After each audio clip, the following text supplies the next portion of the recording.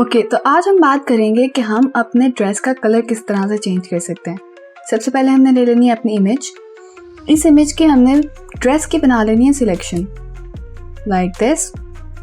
इसके बाद हमने क्या करना है, हमने इसी सिलेक्शन की लेनी है कॉपी और फर्स्ट कॉपी के साथ हमने ऐड कर देना है सॉलिड कलर।